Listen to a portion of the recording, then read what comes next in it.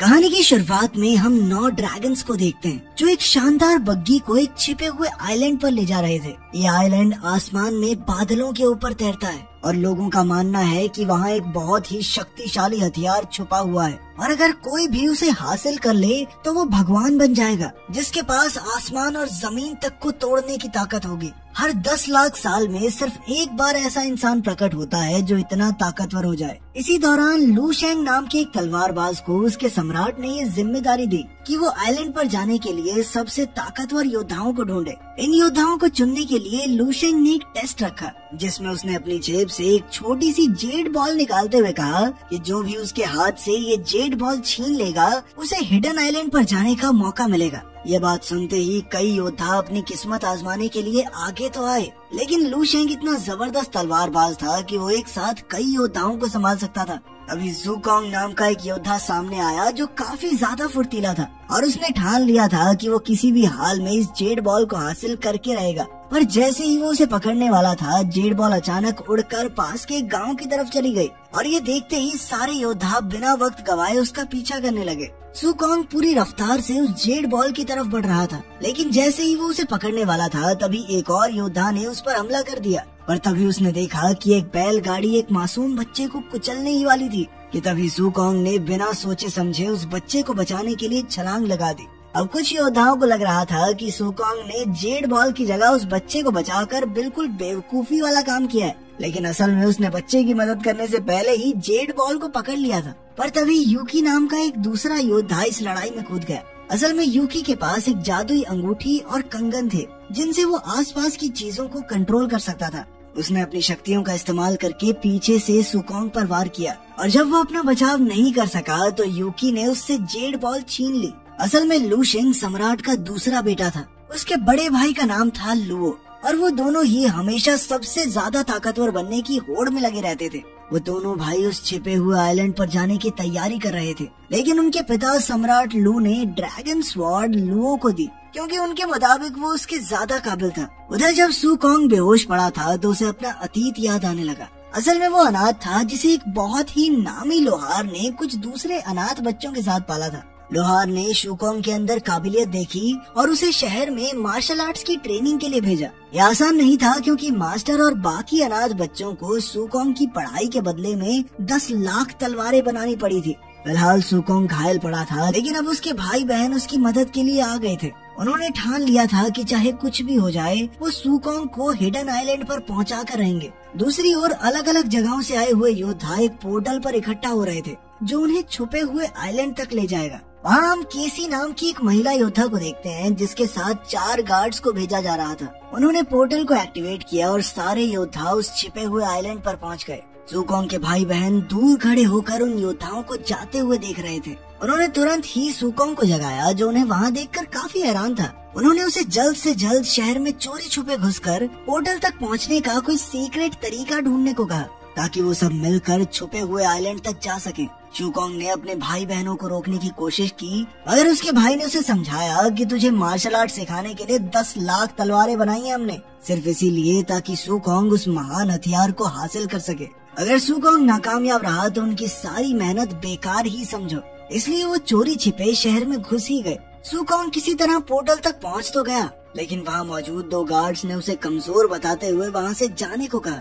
अभी उसके भाई बहन वहाँ पहुँच गए और उन गार्ड्स को हराने के बाद उन्होंने पोर्टल को एक्टिवेट किया और छुपे हुए आइलैंड की तरफ बढ़ गए। लेकिन जब वो वहाँ पहुँचे तो हर तरफ लाशें देखकर दंग रह गए। पता चला कि उनसे पहले आए योद्धा उस महान हथियार को पाने के लिए आपस में लड़ पड़े थे और लुओ ने उन सभी योद्धाओं को मार दिया था ताकि हथियार उसके पास आ जाए। लुओ ने ज़ुकोंग और बाकी लोगों को भागने को तो कहा, लेकिन उनके पीछे से अपनी ड्रैगन स्वॉर्ड से हमला कर दिया जिसमें ज़ुकोंग घायल हो गया। जब लुओ ने दूसरा हमला किया तो ज़ुकोंग का एक भाई आगे आ गया और ज़ुकोंग की जान बचाते हुए वो खुद मारा गया। इसी अफरा तफरी के बीच ज़ुकोंग की बहन ने उसे उनके गुरु का हरा चाकू पकड़ाते हुए वहाँ से भागने को कहा, लेकिन जैसे ही ज़ुकोंग जाने वाला था लुओ ने फिर अपनी तलवार से हमला कर दिया। मगर तभी अचानक उनकी मदद करने के लिए लू शेंग वहाँ आ गया और उसने ज़ुकोंग और बाकी लोगों को वहाँ से जाने को कहा। लू शेंग भी उस महान हथियार को पाना चाहता था और उसने पूरी ताकत लगाकर अपने भाई से लड़ना शुरू कर दिया।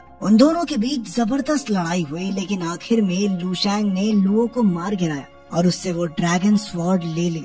उधर गुफा में सुकोंग अपने भाई की मौत से बहुत ज्यादा दुखी था और अब उसे लग रहा था कि जो कुछ भी वो कर रहे थे सब बेकार निकला, क्योंकि वो उस महान हथियार को कभी हासिल नहीं कर पाएंगे। लेकिन उस वक्त उसने वो हरा चाकू पकड़ा हुआ था और तभी अचानक उसे भविष्य की एक झलक दिखाई दी, जहाँ उसने देखा कि धरती तबाह हो रही थी, जिस पर उसकी बहन शोशो ने उसे समझाया कि उनके मास्टर का ये हरा चाकू बहुत खास है। उसे एक मीटियोर के पत्थर से बनाया गया था और वो सुकोंग को भविष्य दिखा सकती थी।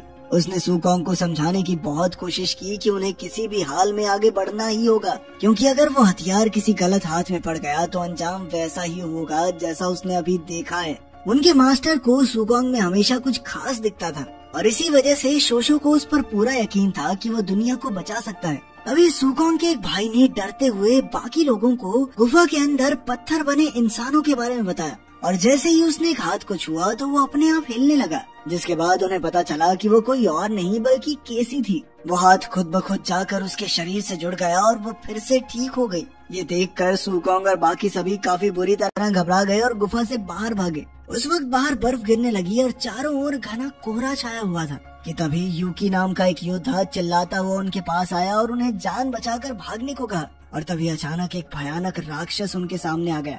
वो बेहद खतरनाक और ताकतवर था। सुकोंग और उसके भाई बहनों ने मिलकर उस राक्षस का सामना करने का फैसला किया। सुकोंग उस राक्षस पर चढ़ गया और अपने भाइयों को दूर हटने को कहा। उस राक्षस ने एक अजीब सी रोशनी छोड़ी।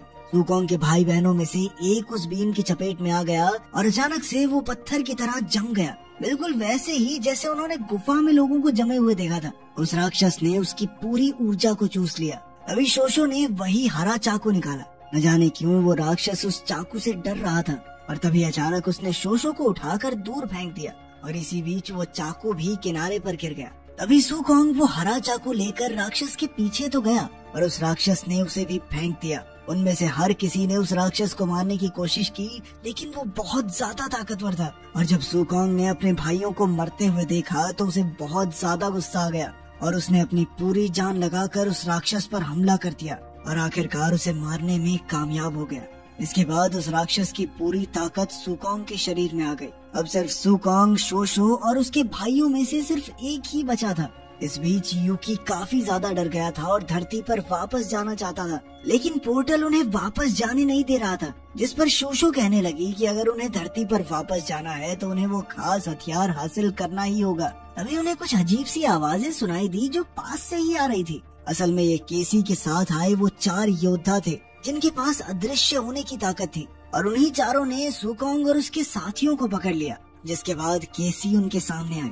सुकोंग ने उसे समझाने की कोशिश की कि वो अकेले उस हथियार को नहीं पा सकेगी और अभी के लिए उन्हें साथ मिलकर काम करना चाहिए। उसकी ये बात सुनकर केसी ने अपने गार्ड्स को सुकोंग और बाकी लोगों को मारने से रोक दिया। तभी अचानक पहले की तरह ही और अजीबोगरीब जानवर आ गए और सभी लोग अपनी जान बचाकर भागने लगे। भले ही उनके पास इनविजिबल होने की ताकत थी, लेकिन फिर भी उन जानवरों ने केसी के 2 गार्ड्स को मार गिराया। तभी केसी ने एक दरवाजा खोला, लेकिन उसके आगे कोई रास्ता नहीं था, सिर्फ एक गोल पत्थर का प्लेटफॉर्म था जो खाई के ऊपर लटका हुआ था। उसी समय उन जानवरों में से एक ने अपना सीना खोलकर उन पर हमला किया, लेकिन तभी केसी के गार्ड ने सबको बचाने के लिए एक शील्ड बनाई, लेकिन फिर भी इस हमले की ताकत से वो सभी उस गोल पत्थर पर जा गिरे। अचानक वो पत्थर टूटने लगा, लेकिन सुकोंग अपने भाई बहनों को खोने के लिए तैयार नहीं था, इसीलिए उसने शोशो का हाथ पकड़ा और बाकी सबको भी अपनी ताकत से लपेट लिया और फिर उन्हें टेलीपोर्ट करके एक सुरक्षित जगह पर पहुंचा दिया। सुकोंग की वजह से ही सबकी जान बची थी, इसीलिए केसी उसके साथ काम करने के लिए तैयार हो गए,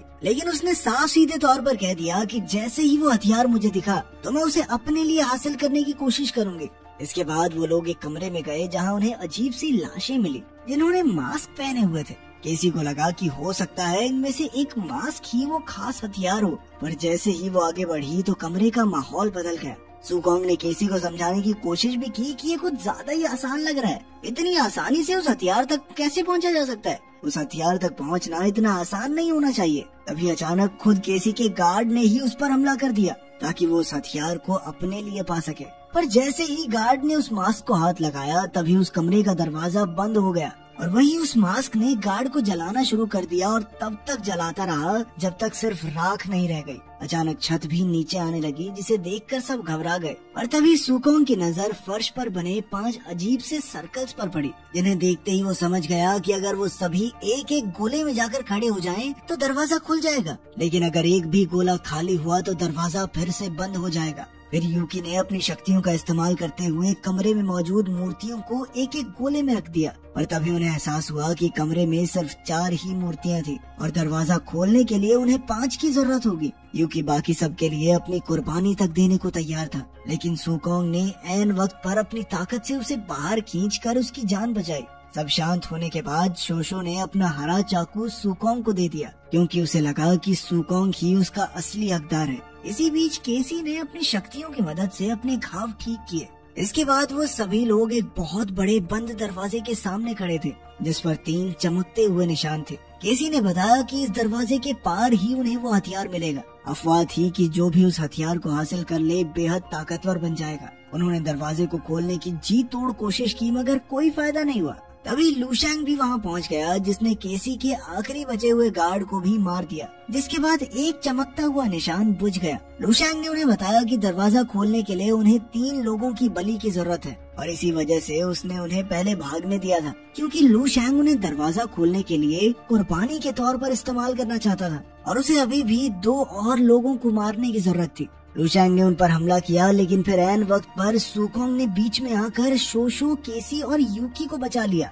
लेकिन दुख की बात ये थी कि लूशैंग ने उसके आखिरी बचे भाई को भी मार डाला, और सुकोंग की लाख कोशिशों के बावजूद भी वो अपने भाई को बचा न सका। दरवाजा खोलने के लिए उन्हें अब भी एक बलि की जरूरत थी, जिसके बाद सुकोंग ने उस हरे चाकू की मदद से लूशैंग का सामना किया, लेकिन लूशैंग ने अपनी ड्रैगन तलवार निकालकर सुकोंग पर कई वार किए, जिसके बाद आखिरकार सुकोंग मारा गया। अचानक दरवाजा खुला, जिसके बाद शोशो तुरंत हरा चाकू पकड़े हुए अंदर दौड़ गई। इसी बीच बाहर यूकी ने लूशैंग को रोकने की कोशिश की, लेकिन वो आसानी से बचता हुआ शोशो के पीछे अंदर चला गया। जैसे ही शोशो उस हथियार को नष्ट करने वाली थी, लूशैंग ने ड्रैगन तलवार से उस पर हमला करके उसे बाहर फेंक दिया, और दरवाजा फिर से बंद हो गया। अंदर लूशैंग ने उस खास हथियार को लिया, जो एक मास्क जैसा दिखता था। उसे पहनते ही अचानक मास्क ने लूशैंग के चेहरे को पूरा ढक दिया, और कोई अजीब सी चीज उसके शरीर पर कब्जा करने लगी। इसी दौरान बाहर कई राक्षस प्रकट हुए और दरवाजा फट गया। कमरे से जब लूशैंग बाहर निकला तो केसी उसे देखकर बेहद डर गई,